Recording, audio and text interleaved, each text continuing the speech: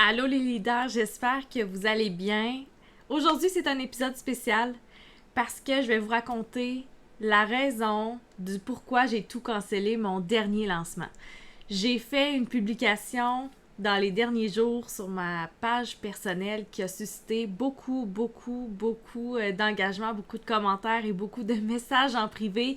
Et je me rends compte que c'est pas montré assez souvent les bas dans l'entrepreneuriat, les idées qui fonctionnent pas, les lancements qui fonctionnent pas. On voit beaucoup les succès, on voit ceux qui font de l'argent, on voit ceux qui ont les résultats pour lesquels ils ont travaillé à tout coup, mais c'est rare qu'on voit les bas des montagnes russes de l'entrepreneuriat. Donc aujourd'hui, j'ai envie de te faire un épisode tout spécial sur les raisons de pourquoi j'ai eu l'idée de mon programme que je voulais mettre en promotion, le pourquoi j'ai voulu faire un lancement et le pourquoi j'ai tout arrêté. Et si ça peut t'inspirer à avoir le courage de lancer quelque chose sans nécessairement avoir peur que ça fonctionne pas, si ça peut normaliser le fait que en tant qu'entrepreneur, en tant que coach, en tant que mentor, c'est pas vrai qu'on a toujours des coups de circuit. Mais c'est pas vrai qu'il faut utiliser ça comme excuse pour arrêter d'avoir un impact dans le monde. Mon message aura passé.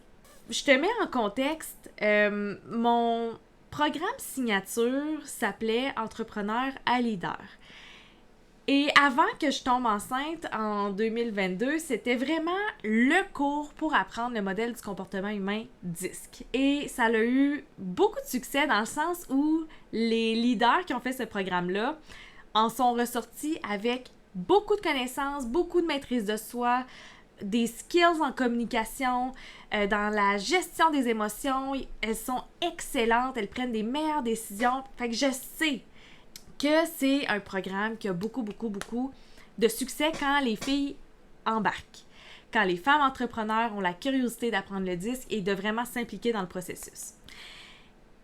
Là, au fil du temps, c'est sûr que j'ai commencé à me battre avec d'autres compétiteurs, une nouvelle mode qui est arrivée, qu'on appelle tout ce qui a rapport aux étoiles. Okay? Les entrepreneurs ont ce besoin-là d'avoir des réponses à quelque part dans le human design, la numérologie, l'astrologie, peu importe, OK? Et là, moi, je brainstormais, puis j'étais comme, comment je peux me sortir de cette compétition-là? Genre, le 10, ça a l'air intéressant, mais comme je vais investir pour connaître mon human design. Ah, le 10, ça a l'air intéressant de ma business, mais je vais investir dans une stratégie en fonction de mes énergies. C'est correct, chacun fait ses choix. Mais là, moi, en tant qu'entrepreneur, en tant que CEO, je devais prendre une décision à savoir est-ce que je continue de pousser en ce sens-là, genre avec le message de si tu veux avoir du succès en affaires, tu dois te connaître, parce que là, il y en a tout plein des outils pour apprendre à se connaître. Et c'est là que je me suis mis à observer ce qui se passait dans les groupes d'entrepreneurs, à écouter les gens, parce que c'est ça qu'on se fait dire, hein? C'est les gens qui vont te dire ce qu'ils ont besoin et créer quelque chose en fonction de ça, créer du contenu en fonction de ce que tu entends et tout. Fait que c'est ce que j'ai fait, puis c'est ce que j'enseigne aussi dans mon échelle du disque. La première étape à faire dans tous les projets, c'est d'écouter, accueillir l'information. Donc, ce que je me suis dit, j'ai écouté et ce qui revenait souvent, c'était le thème de la délégation. Et ça, là, je l'ai entendu, je l'ai lu tellement souvent dans les groupes d'entrepreneurs. Comment est-ce qu'on fait pour déléguer? Est-ce que vous pouvez m'aider à trouver les bonnes personnes? Hey, je cherche la perle rare, je cherche quelqu'un qui préfère mon logo, je cherche quelqu'un qui préfère mon site web, je cherche quelqu'un qui va rester longtemps dans mon entreprise, je cherche quelqu'un qui va être ma deuxième tête, je me cherche une adjointe. Et je ne voyais pas nécessairement d'offres qui répondaient à cette demande-là autre que des petites masterclass. Et moi, je me suis dit, Colin, je suis capable, moi, de créer quelque chose avec le disque. Je suis capable de créer quelque chose qui répond à ce besoin-là avec le disque. Regarde, on va regarder c'est quoi ta personnalité, c'est quoi ta zone de génie, c'est quoi qu'il faut que tu délègues, qu'est-ce qu'il faut que tu gardes. Après ça, pour choisir la personne, on va choisir si la tâche que tu veux déléguer concorde avec la personnalité de la personne, parce que si elle fait juste s'ajuster pour faire la tâche, elle va se brûler, etc., etc.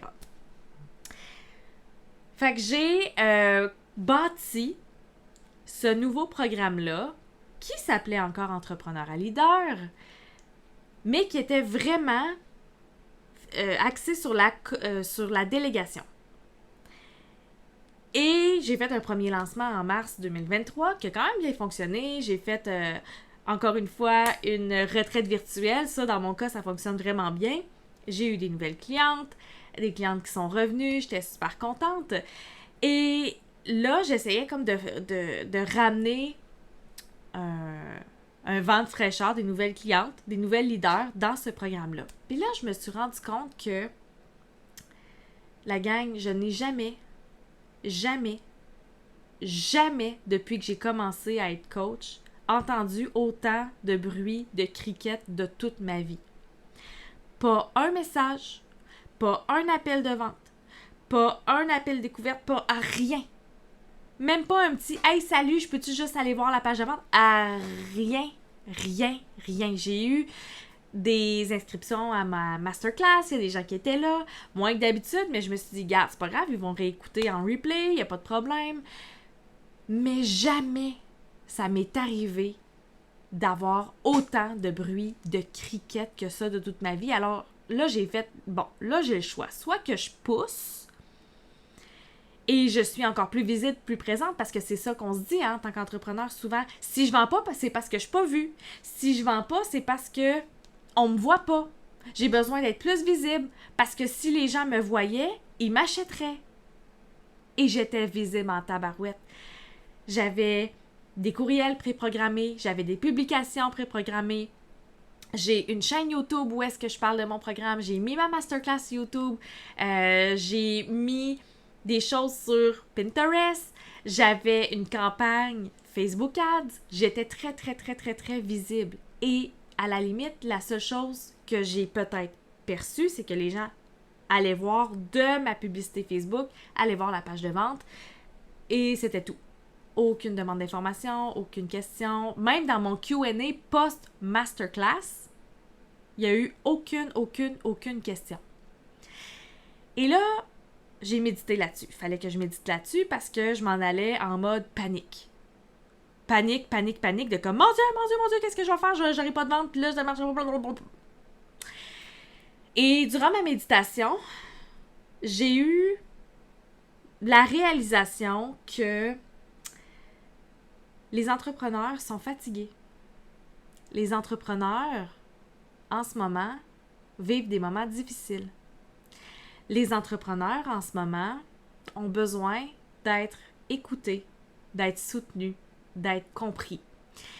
Et ça t'est probablement déjà arrivé, mais quand on est fatigué, quand on ne connaît plus les solutions, quand on voit plus ce qui est possible pour nous, on n'a pas de questions. On ne sait même plus quoi demander parce qu'on a tellement demandé dans le passé que là, on se dit, il n'y a personne qui est capable de répondre à ma demande. Il n'y a personne qui est capable de m'aider. Et ça, là, je le comprends tellement parce que je l'ai vécu dans mon congé de maternité, pas au niveau business, là, mais au niveau de je me sentais pas comprise dans je suis entrepreneur, je veux travailler, mais il n'y a personne qui peut m'aider. Tout ce qu'on fait, c'est me regarder puis faire ben ça va passer. C'est temporaire. Fait que moi, les entrepreneurs qui se sentent comme ça, de comme il n'y a plus personne qui peut m'aider, j'ai tout essayé, j'ai tout fait les techniques, j'ai posé des questions, il n'y a personne qui était comme willing de s'asseoir dans ma merde avec moi puis de faire, man, je comprends, c'est de la calisse de merde en ce moment. C'est sûr qu'ils n'auront pas de questions. Ils n'auront pas de questions parce qu'ils sont vidés. Vidés émotionnellement, vidés dans leur énergie, vidés dans leur portefeuille, vidés là où est-ce que tu te sens vidé. Fait que c'est sûr qu'au début, quand je voyais qu'il n'y avait aucune question pour le Q&A post-masterclass, c'est sûr que j'ai ressenti de la frustration. Parce que j'étais comme là, je suis disponible, là, j'ai les bras grands ouverts comme ça pour vous autres. Puis il n'y a personne. Puis là, après ça, j'ai fait ma méditation, puis je me suis dit, non, les gens sont fatigués, Christine. Les gens ont besoin, en ce moment, de se faire dire que tout va être correct. Les gens ont besoin de se faire dire que oui, c'est de la merde. Les gens ont besoin de se faire dire qu'ils sont extraordinaires, même si ça marche pas comme ils veulent. Les gens ont besoin de se faire dire qu'ils sont extraordinaires, même si elles ne vendent pas en ce moment. Et si t'as pas fermé ton entreprise en ce moment puis que tu struggles, t'es extraordinaire, t'es encore là. Fait que j'ai fait un live un samedi matin dans mon groupe Facebook où est-ce que je suis fondue en larmes en voulant encourager les entrepreneurs, mais tu sais clairement que le message était destiné à moi-même aussi. Fait que tu sais, ça l'a parlé à des entrepreneurs, ça m'a parlé à moi et ça m'est tombé dessus comme une grosse roche là, de comme entrepreneur à leader. Ce n'est pas pour les entrepreneurs, pas pour le moment. Peut-être plus tard, mais pas pour le moment. Parce que 2023, il y a beaucoup... Tu sais, il y en a qui sont dans le succès, puis je suis tellement, tellement, tellement contente pour vous, tellement.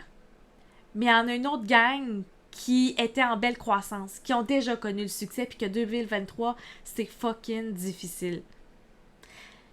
Puis là, je veux pas entendre des « ben là, c'est tes croyances qui créent ta réalité ». Je vais juste te laisser avec cette pensée-là. Même si on fait bien de la visualisation, même si on choisit nos pensées, même si, reste qu'il y a des contextes réels qui font que pour certaines personnes, c'est plus difficile. Point.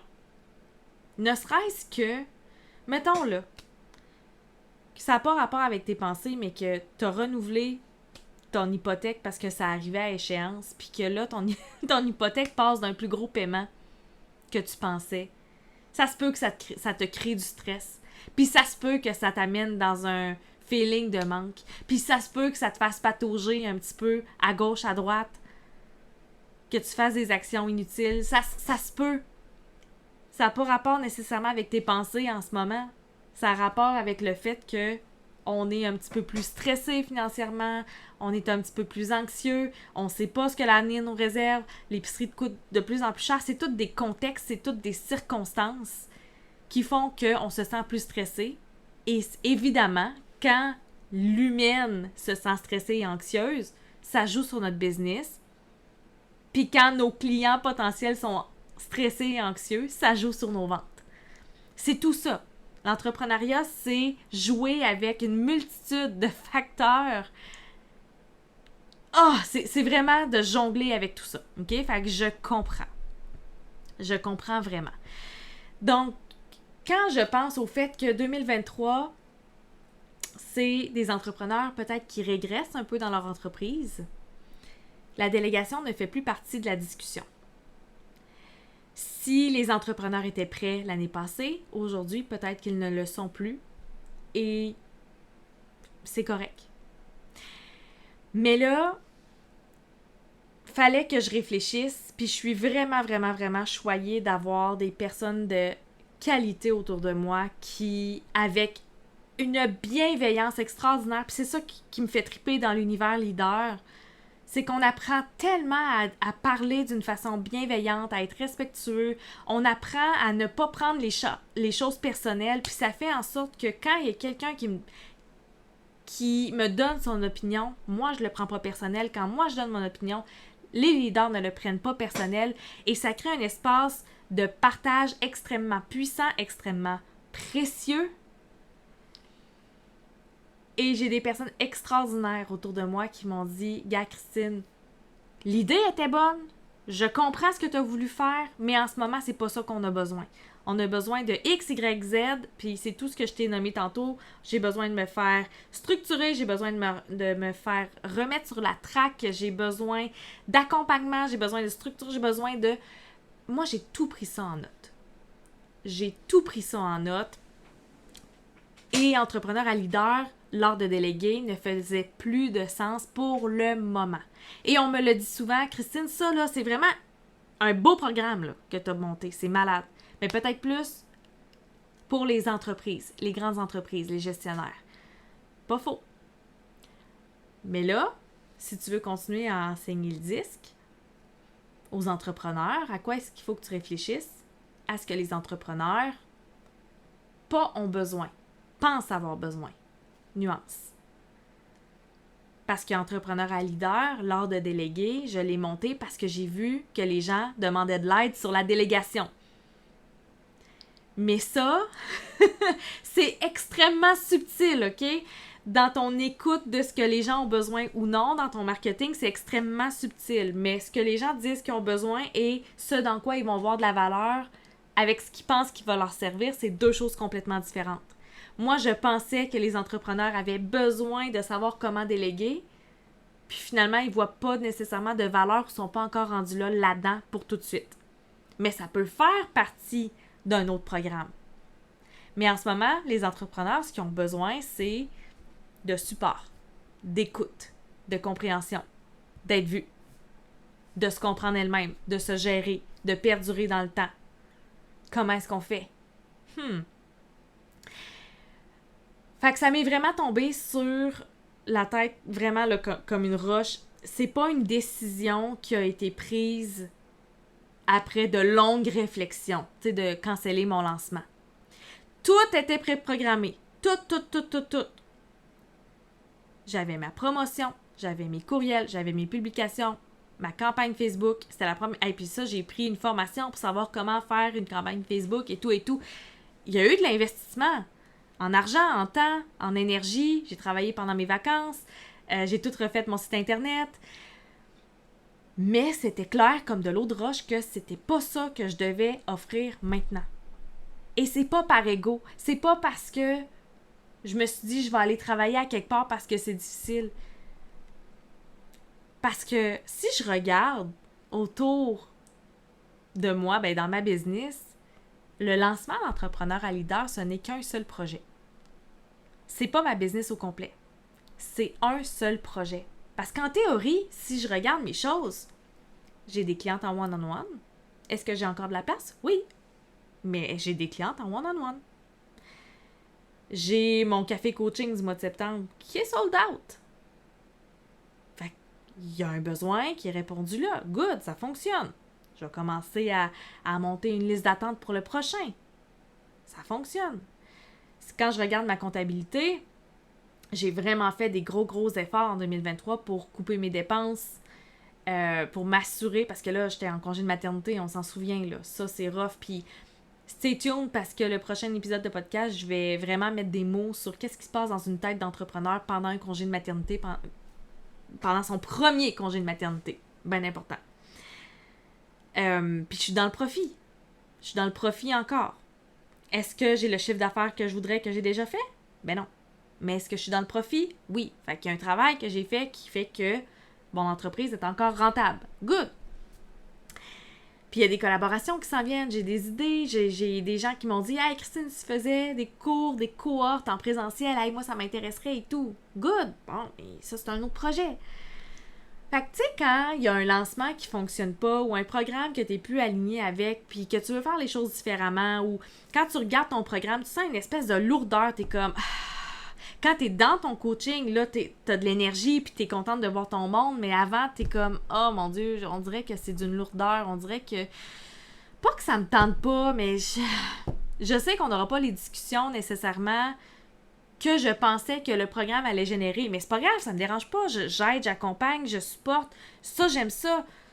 Mais c'est comme si tout mon marketing était fait en fonction de la délégation, puis on en parle plus ou moins. Fait que là, je vois une incohérence, ça fait de la dissonance cognitive dans ma tête, c'est énergivore. Puis même s'il y a des gens dans le programme, ils n'ont pas nécessairement besoin de délégation, mais ils pourraient venir au coaching, mais ça leur parle pas. Tu sais, ça fait un gros tourbillon.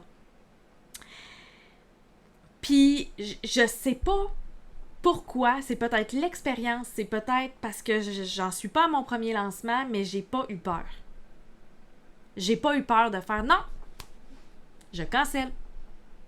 Je sais pas pourquoi. Puis pour vrai, je pourrais vraiment avoir peur, là, parce que si j'avais poussé, si j'avais fait des appels, si j'avais écrit personnellement à des gens, tu sais, il y aurait des ventes qui se seraient faites. Il y aurait des ventes. Je pourrais aller les chercher, là. Je suis capable de vendre un frigidaire à un Esquimau, là.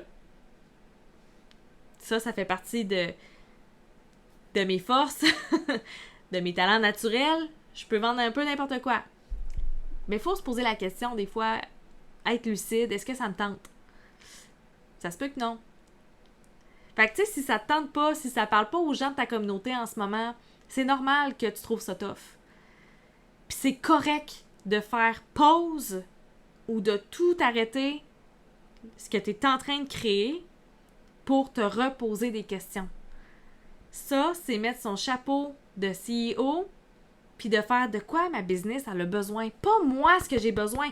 C'est sûr que toi, l'humaine, moi, l'humaine en tant que Christine Rivet, c'est sûr qu'à un moment donné, on veut une paye, c'est sûr qu'à un moment donné, on veut de l'argent qui rentre. Mais la business, elle, qu'est-ce qui est en cohérence avec ta mission? Qu'est-ce qui est en cohérence avec ta vision? Est-ce que ma formation, je l'ai montée pour rien? Je pense que non. Je pense que non, parce que je vais pouvoir la vendre en entreprise, certainement, éventuellement. Est-ce que j'ai besoin de créer de l'espace pour me réaligner? Absolument. Si je garde ce lancement-là et tout ce qui va venir avec, les appels de coaching, l'automatisation, les onboarding, est-ce que j'ai cet espace-là pour me réaligner? Pas nécessairement. Et il y a une chose que je suis contente, par exemple, c'est que j'ai tout réaligné entrepreneur à leader lors de délégués pendant mon congé de maternité. Ça m'a pas pris tant de temps que ça, le remonter, refaire les vidéos, refaire le cahier. Ça m'a pas pris tant de temps que ça. Je me suis vraiment focusée sur ce projet-là pendant un temps donné, puis ça s'est fait relativement rapidement. Puis je l'ai pas vendu pendant 8 ans non plus. Tu sais, je me suis pas dit pendant 8 ans, je vais persévérer, à un moment donné, ça va se vendre. Je l'ai fait. La formation est extraordinaire. Celles qui l'ont faite trouvent ça hot. Mais je le mettrai pas en promotion pendant 8 ans si je vois que c'est pas le besoin actuel. Être capable de se poser la question rapidement, puis de s'ajuster rapidement, puis d'offrir autre chose rapidement, tout en écoutant son intuition, tout en se demandant ce que moi je veux, tout en sachant ce dans quoi ton client potentiel voit de la valeur. C'est là qu'on a plus de chances de tomber sur un coup de circuit. Va-t'en voir sur un champ de baseball, essayer de frapper des balles au baseball. C'est tough. Mais si tu veux faire un coup de circuit à un moment donné, il faut que tu fasses des essais,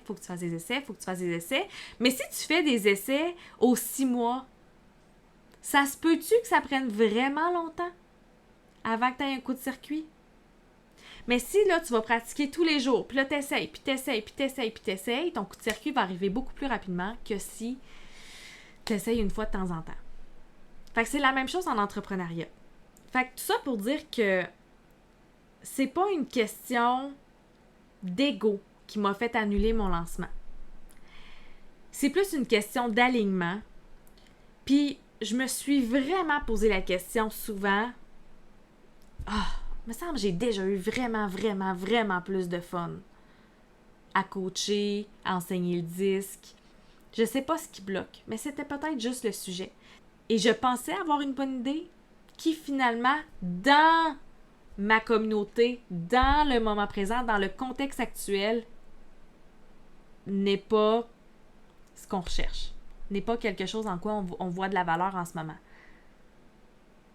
C'est juste l'environnement, c'est juste le contexte. C'est pas parce que moi, j'ai pas de valeur. Puis toi, si tu fais un lancement, puis ça fonctionne pas, c'est pas que t'as pas de valeur. Tu l'offres peut-être pas dans le bon créneau. Tu l'offres peut-être pas dans le bon environnement, au bon moment. Il y a énormément de facteurs, beaucoup de facteurs qui font que quelque chose peut fonctionner ou ne pas fonctionner. Et on n'a pas le choix de faire des essais. On n'a pas le choix d'apprendre. Et il n'y a aucune honte. Et ça, je vais le répéter, il n'y a aucune honte à dire qu'il y a quelque chose qui n'a pas fonctionné. Moi, là, depuis que je suis tellement transparente avec, regarde, j'ai fait de quoi, ça n'a pas fonctionné, c'est pas grave, on passe à autre chose, les gens s'identifient tellement plus, ils font comme, hey, finalement, c'est pas moi qui est un ton de merde. Il y a personne qui est un ton de merde ici. Personne. Il y a personne qui est un ton de merde ici. On est tous des entrepreneurs extraordinaires qui font de leur mieux pour avoir un impact positif dans le monde. Puis puis ça prendra le temps que ça prendra les essais que ça prendra. Puis si je peux être un modèle pour toi de comme, hey, garde, Christine, elle a cancellé son lancement parce que ça levait pas, elle n'a pas eu l'idée du siècle, elle l'a essayé puis ça n'a pas marché. So be it. So be it. C'est correct. C'est pas grave. T'es une entrepreneur extraordinaire parce que t'es encore là aujourd'hui. Parce que t'as des idées puis t'as le courage d'essayer de les concrétiser. Pas dans 8 ans, là. J'essaie de réfléchir à savoir s'il y a autre chose que je voulais dire à propos de ça. Puis je le sais, là, que vous voulez savoir comment je vais. Puis je vais bien. Je vais vraiment bien. Je me sens libérée. Je me sens soulagée. C'est pas parce qu'il y a quelque chose de gros, nécessairement, qui est arrivé. C'est juste... Des fois, on a des élans de clarté comme ça. Puis j'ai vraiment hâte de faire l'épisode sur la première année de congé de maternité d'une entrepreneur parce que ça va mettre encore plus de mots sur ce qu'on pense qui peut fonctionner et qui ne fonctionne pas. Parce qu'encore une fois, il y a beaucoup de facteurs à en prendre en considération. C'est sûr que je vais parler de la fluctuation d'hormones, c'est sûr que je vais parler de sauter sur des opportunités qu'on pense bonnes, c'est sûr que je vais parler de la facilité qu'on recherche, parce qu'on n'a plus de temps à perdre avec un enfant. Fait que ça, je vais faire ça. Je vais vous parler de ça dans un prochain épisode. Et sur ça, si vous avez des questions sur quoi que ce soit, si vous avez envie de me partager le fait qu'il y a quelque chose qui ne marche pas en ce moment, mais que vous êtes complètement déterminé à ce que ça fonctionne, vous pouvez m'écrire sur Instagram ou Facebook. Si vous avez juste besoin de vous faire dire, gars, lâche pas, un jour à la fois, est-ce que tu t'es senti en sécurité aujourd'hui? Est-ce que tu as eu du fun aujourd'hui? Écris-moi, je vais pouvoir te le dire. Si tu as besoin de juste être entendu, lu, comprise, écris-moi. Puis si jamais tu vas aller plus loin, tu veux te sentir soutenu de façon plus proche et plus fréquente, demande-moi si j'ai de la place en one-on-one. On va regarder ce qui est possible pour toi. Puis je suis vraiment excitée pour la suite. Je me laisse encore beaucoup d'espace à savoir qu'est-ce que je vais offrir. Est-ce que ça va être encore un programme de groupe? Est-ce que ça va être en présentiel? Est-ce que ça va être en ligne? Est-ce que ça va inclure des coachings de groupe? Est-ce que ça va inclure du one-on-one? Je ne sais pas encore. Je me laisse l'espace. Restez à l'affût. Restez à l'affût, mais ça va être certainement puissant parce que dans une phase de contraction vient toujours une expansion. Mais je veux vraiment que tu te rappelles que un moment donné, dans ton parcours, t'as un petit peu moins peur de l'échec, entre guillemets, OK? T'as un peu moins peur, puis tu te fais plus confiance, puis ton intuition va te parler, puis tu vas l'écouter à un moment donné. Mais ça vient avec l'expérience, ça vient avec les faits vécus. Puis moi, je dis souvent que l'intuition, c'est l'accumulation de toute l'information que ton subconscient a accumulée avec toutes les expériences que tu as vécues au courant de ta vie. Fait qu'à un moment donné, ton intuition, tu dis, garde, je l'ai probablement déjà vécu, je vais y faire confiance, je sais ce qui s'en vient, on va faire autrement, on va s'ajuster, puis on va se réaligner. Merci pour ton écoute. N'oublie pas de mettre ton 5 étoiles sur le podcast ou à t'abonner sur la chaîne.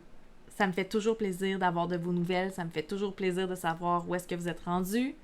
On se dit à bientôt pour le prochain épisode.